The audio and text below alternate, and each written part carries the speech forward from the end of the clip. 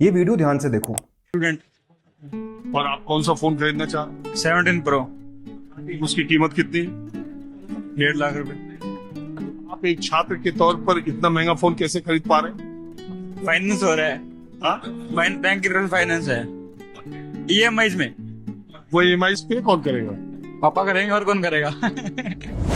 ये एक college student है जो कुछ भी नहीं कमाता और ईएमआई पे आईफोन लेने जा रहे हैं। ईएमआई चुकाएगा कौन? उसके फादर। ये सिर्फ एक फोन की स्टोरी नहीं है, ये एक पूरे सिस्टम का डार्क ट्रूथ है। इंडिया में एक खतरनाक ट्रेंड बहुत नॉर्मल हो चुका है, ईएमआई लाइफस्टाइल का। फोन, बाइक, वेकेशन सब कुछ ईएमआई पे।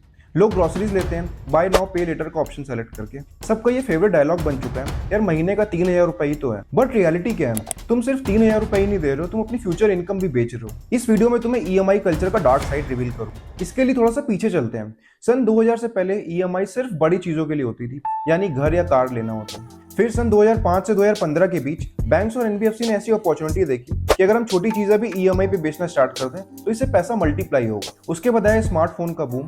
लोगों में आईफोन को लेके इतना क्रेज हुआ जिसको वो टेक्निकली अफोर्ड भी नहीं कर सकते थे। बड़ी बड़ी कंपनीज ने इसमें अपॉर्चुनिटी देखी और लोगों को फोन ईएमआई पे देना स्टार्ट कर दिया। उसके बाद ये टर्म इंट्रोड्यूस हुआ, नो कॉस्ट ईएमआई, जो सुनने में फ्री लगता है बट इसमें बहुत सारे हिडन चार्जेस जुड़े हुए हैं। कोविड के बाद ये सिचुएशन और इंटेंस हो गई। लोगों की सेविंग्स खत्म होने लग गई, उनकी जॉब अनस्टेबल हो गई और लोन्स ऐप एक्सप्लोड करने लग गए। कंपनीज ने कस्टमर को बिना सिक्योरिटी के लोन देना स्टार्ट कर दिया, वो भी हाई इंटरेस्ट रेट पे। आज की सिचुएशन कुछ ऐसी हो गई कि पर्सनल लोन बहुत तेजी से ग्रो कर रहे हैं। बाय नाउ पे लेटर वाली इंडस्ट्रीज भी बहुत बूम कर रही है और जितने भी जेनजी हैं और यंग जनरेशन है वो सबसे ज्यादा बोरो कर रहे हैं। ये बोरिंग भी कोई होम या कार लोन के लिए नहीं हो रही है, ये हो रही है सिर्फ कंज्यूमर गुड्स के लिए। लोग इंस्टाग्राम पे अपनी हाई फाई लाइफस्टाइल दिखाने के लिए ईएमआई ले रहे हैं। मतलब सिस्टम पूरा सेट है और हम उस सिस्टम का पार्ट बन चुके हैं। आपको एक एग्जांपल देता हूँ। सपोज आप कोई फोन लेने जा रहे हो 60,000 का, नो कॉस्ट ईएमआई पे। उस फोन का एक्चुअल प्राइस है 54,000, जिसमें 6,000 ऑलरेडी ऐड कर दिया गया और उसको नाम दिया गया है processing fees, GST, convenience charges. Reality ये है कि इंटरेस्ट को छुपा दिया गया है, हटाया नहीं गया है। एक ईएमआई खराब नहीं होती है, लेकिन अगर आपकी हर छोटी से छोटी चीज की ईएमआई चल रही है तो वो बहुत खराब है। सोचो आपकी फोन, बाइक, इलेक्ट्रिक अप्लायंसेस, हर चीज की ईएमआई चल रही है। आप महीने का 15 से 20,000 सिर्फ ईएमआई दे रहे हो। आपकी सैलरी है 35,000 रुपए, मतलब अपनी आधी इनकम आप सिर्फ ईएमआई पे करने में लगा रहे हो।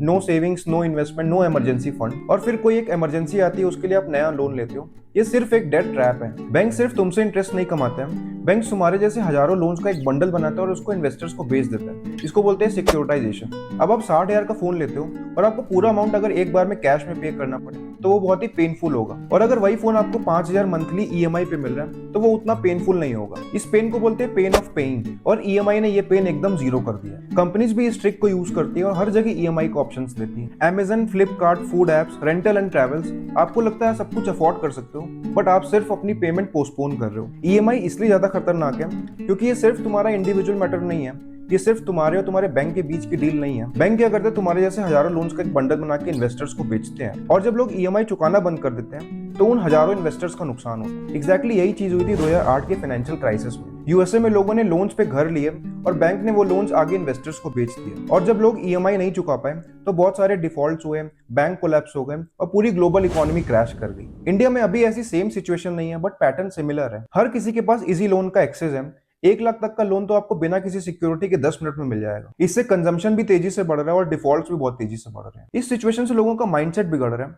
लोग कमाने से पहले खर्चा करना सीख रहे हैं। पेरेंट्स ईएमआई पे जीते हैं और बच्चे भी वही सीख रहे हैं। इसका रिजल्ट क्या हो रहा है? No wealth creation, no financial freedom, सिर्फ लाइफ टाइम ईएमआईस। अगर ये ट्रेंड कंटिन्यू रहा तो लोन डिफॉल्ट्स और बढ़ेंगे, मिडिल क्लास पे और ज्यादा प्रेशर आएगा और सेविंग्स रेट गिरते रहेंगे। और सबसे खतरनाक चीज, इन्वेस्टर्स और ज्यादा रिच बनेंगे और ईएमआई वाले लोग और ज्यादा स्ट्रगल करेंगे। देश में अमीर और गरीब और गैप और ज्यादा बढ़ेगा। अब ये सिर्फ एक पर्सनल प्रॉब्लम नहीं है, ये इंडिया की इकोनॉमी के लिए रिस्क है। To cut the long story short, EMI खराब नहीं है, बट इसका मिसयूज करना बहुत ही खतरनाक है। आपको अगर नया घर, नई कार या कोई एजुकेशन लोन लेना है तो वो समझ में आता है, बट अगर आप हर छोटी चीज ईएमआई पे लोगे then it's not good, it will destroy your wealth. एक सिंपल सा रूल है, अगर आप कोई भी चीज कैश में नहीं ले सकते हो तो उसको ईएमआई पे भी मत खरीदो, क्योंकि आप उसको अफोर्ड नहीं कर सकते हो, आप सिर्फ उसका पेमेंट पोस्टपोन कर रहे हो। कमेंट करो अगर आपने भी ये मिस्टेक करी है, और अपने उस दोस्त के साथ शेयर करो जो ये गलती अभी भी कर रहे हैं।